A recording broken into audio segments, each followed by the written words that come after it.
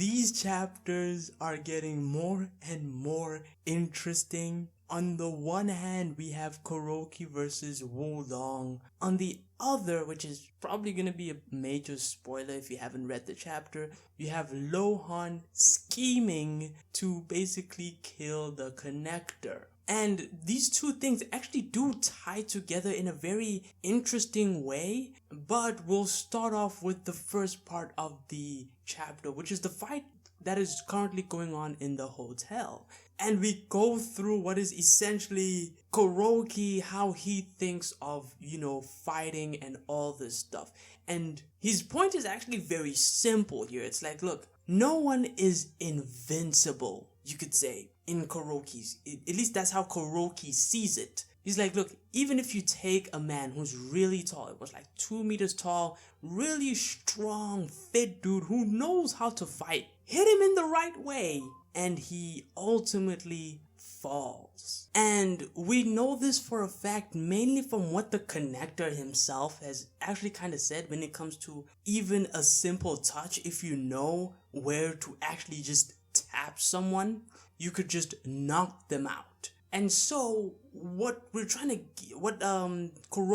and you could even say the author, is trying to get at here is that even though Shen is really powerful, he's probably not invincible. At least so far, that's how the portrayal is going from Kuroki's perspective.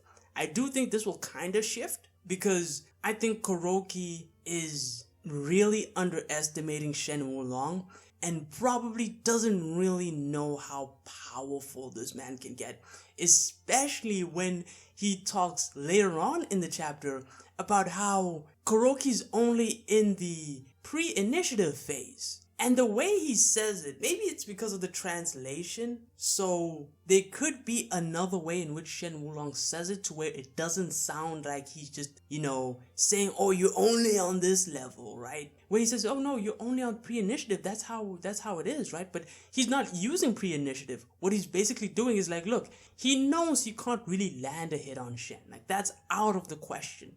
But counterattacks are a different story. And so he's doing something that is really simple, but in terms of when it comes to decision making within a fight, which is happening pretty fast, it's actually quite brilliant, right? I know some ideas might feel basic at times, but when you're in the heat of the moment, when the fight is happening, you need to make snappy decisions. You need to assess the situation and know how to break it down. And we do know Kuroki's very good at this. This is the man who spotted the void in Agito, which was the gap between when he moved from formless to martial arts way back in Ashura. He's very perceptive. That is Kuroki's best asset, you could say. It's the one thing that separates him from the pack, essentially. But will that ultimately be enough to take out someone like Wulong? Probably not. I mean, come on, like what do you think I was gonna say?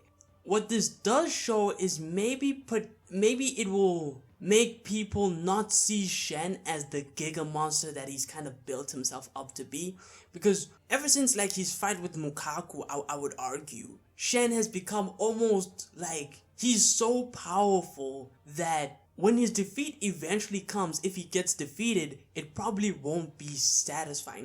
That's the sense that I get from a lot of people that are reading the manga right now, that look, they like Shen as a character, they think he's funny, they think all this stuff, but they're like, yeah, but they're kind of worried that if you make Shen too powerful, then what will inevitably happen is that people will have such a high regard for the character that they won't be able to face the reality when this character, loses. And so maybe you could say this would break that mold, you could say. But one thing that I want to bring to your attention, which is probably going to be in a video where I flesh this out a bit more, is how Shen is fighting. Shen isn't really using martial arts, and I mean, I guess this is a spoiler for the next video I'll be making. Shen hasn't really, at least to me, it doesn't look like he's using his martial arts. It seems like he's incredibly powerful. He's able to slap people through concrete walls. At least we're assuming they're concrete walls. He's slapping people through walls. He knocked Lohan back incredibly. Like, this man is incredibly powerful. And it seems like he's coasting on that raw strength for the most part. Unless, like, you're just so fodder, or he just feels like it, I guess. Since everyone's fodder. He can just tap you and that's it.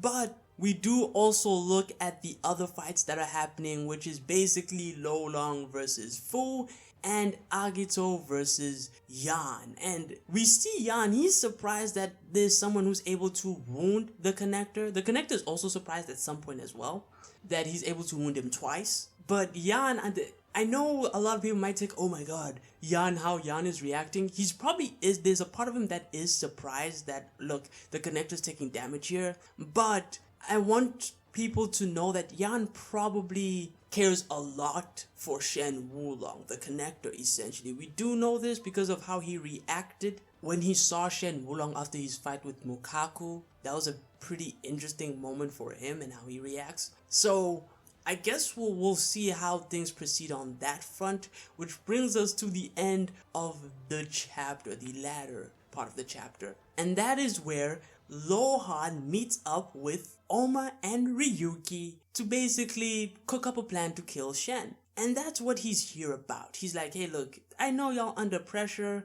and hey, why don't we team up? Now, it seems like he's betraying them, and to be fair, it is what is probably happening, because, at least in some sense, because Yan does also think about how Agito and Kuroki even found them to begin with. And he realizes that, okay, there seems to be an information leak from within the high ranks. It has to be a high-ranking person, because only one of the people that are high-ranking would know where Wulong even is. I mean, it makes sense. They wouldn't tell the entirety of the current worm where Shen Wulong is. That doesn't make any sense. So Yan is probably has someone in mind when it comes to who betrayed Shen Wulong, and so Lohan seems to be making his play right now. And it involves essentially Oma and Ryuki, since he wants to team up with them specifically. What this could mean is that we could have Lohan training Oma and Ryuki. This would be pretty interesting to see,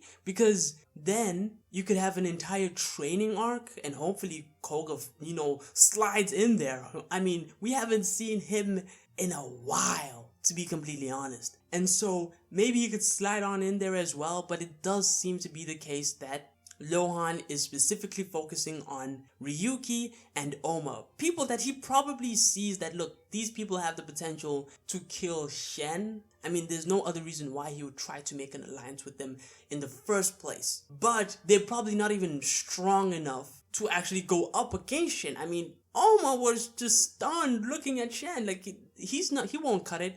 And Ryuki's probably not stronger than Oma. Probably not, right? Most people will be like, oh my god, Ryuki is way weaker than Oma. I'm not too sure about that, because we are talking about killing someone. So I don't want to discount Ryuki because of his performance in the Berserker Bowl arc and all this other stuff. So should Oma and Ryuki trust Lohan? I'm not too sure about that. Mainly because, I mean, I have theories about Lohan, and I will probably have to release them soon, because I don't think Lohan is a trustworthy individual.